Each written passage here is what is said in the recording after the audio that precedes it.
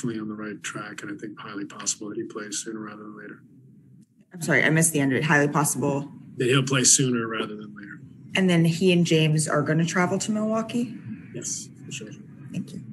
We'll go to Alex Schiffer with The Athletic.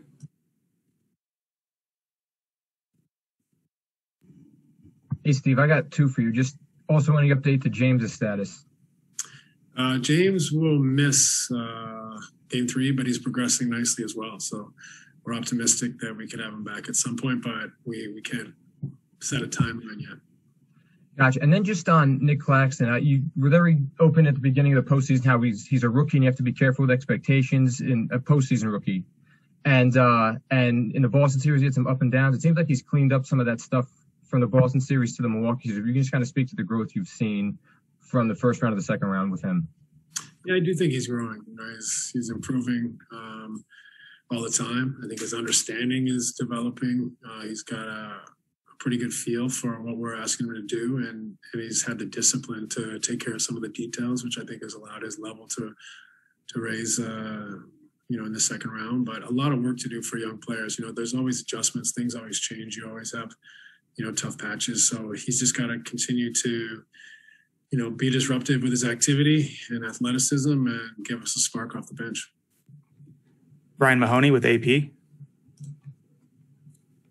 Hey, Steve, with Blake, obviously, he's right now he's defending the, Giannis and doing a pretty good job of it. Did you know when you got him that he could handle this sort of workload, and is part of it just you can give him more now than he had on other teams because he doesn't have to score quite as much? Yeah, we weren't sure, what we'd get from Blake. If you're asking for, kind of what we thought, we just knew that we were getting a veteran. Big, who was skilled, experienced, intelligent, and we hoped that physically he could withstand the demands given his the history with his knee. So we've tried to really help him with his knee as far as not overplaying him, overworking him, making sure that he came in and had a stretch where he could just prepare his body. He's responded well to that. We tried to keep him out of most of the back-to-backs. In the Boston series, they switched a lot, and he was a frustrating series for him in some ways because he didn't get to be involved as much. But in this series, with different matchups and different defense and team, he's much more involved, and he's taken the opportunity. He's shooting the ball, he's making plays off the ball, and defensively, he's done an admirable job. Just trying to be there and use his intelligence and strength to battle Giannis. Christian Winfield with the Daily News. Hey, Coach, obviously Game 3 in Boston was a little different given Kyrie's history there. But is there anything that you can draw from going to Boston and having to play that Game 3 that you can kind of lean on now going to Milwaukee and having to play a Game 3 there? Yeah, I think so. It's not something that we necessarily, make a huge deal out of to the players because it's a different series and a different time. But it is an experience that we do have, and something that we can mention to the guys in moments to make sure we stay, extremely locked in and prepared. This is going to be a really tough game, and we'll see the best Milwaukee has in Game 3, and so we got to be prepared for that and be ready to come out of the gates really strong. And if I can follow up really quickly, you guys are shooting 50, 40, 90 as a team in the playoffs. I'm just wondering what you think that efficiency can be attributed to.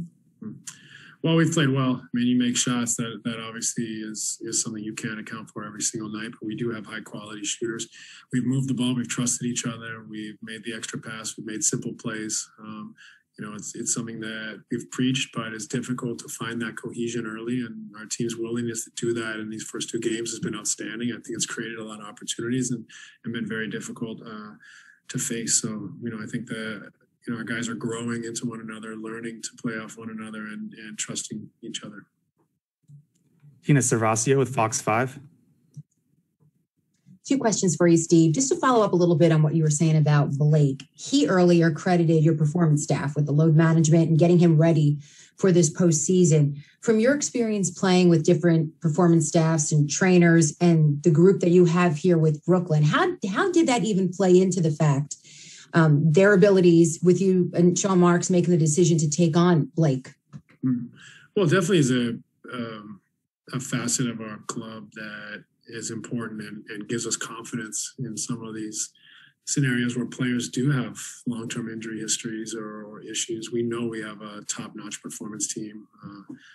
It's been, incredibly well designed and led, and we have a lot of talent in our performance team, and so that gives us a lot of confidence. And I think for Blake, it was important for us to kind of hit the reset button. After having a lot of demands on him in Detroit, we tried to give him some time to build himself up before he played for us, and then tried to manage his minutes and also back-to-backs and just give him a chance to feel well when the playoffs come around. And so I think he's played outstanding. I hope he's felt pretty good as well. But he's just been an incredible teammate, incredible player to coach with his effort, his intelligence, and how much he cares. So it's been super fun to coach him and to see him play in this capacity, and we hope it can continue. David with La Gazzetta dello Sport. Hey, Coach. Looking back at the first two games, which is the thing you're most satisfied on by your team? Just the fight, just the competition level. I thought we were, defensively locked in. We played on a string most of the time and stuck to our principles and our game plan. We contested a lot of shots and we gang rebounded. That I think among many things that you could look at in the first two games to be proud of, that is the one that for me, I think if we're going to be a successful team is non-negotiable, and we definitely brought that. Steve Lichtenstein with WFAN. Hey, Steve, this is a process over result kind of question, since Kevin and Kyrie are so good at making shots over the tops. Were you happy with the way you attacked their zone? Yeah, I mean, our team's done very well against zone this year. It's, I think, a sign of respect when people go zone against us, and it's important for us not to slow down against the zone. So they didn't play too much zone. We always can look to improve, but overall, I feel like we created quality looks and can create them consistently. Thanks for your time, Coach. Okay, thanks, everybody.